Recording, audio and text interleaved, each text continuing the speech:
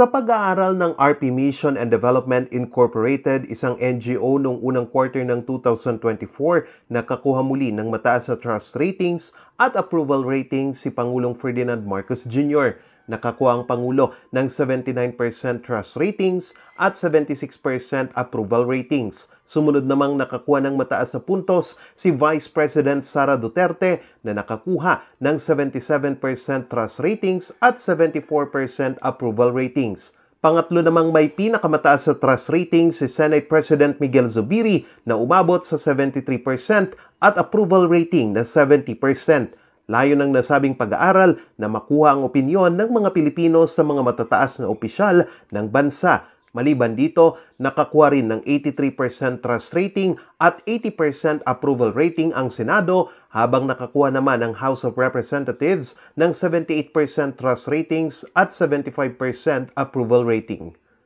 Aabot sa 10,000 katao ang tinanong sa survey mula March 18 hanggang March 23 mula sa iba't ibang panig ng bansa. Charles Nicolimon para sa Luzon Headlines.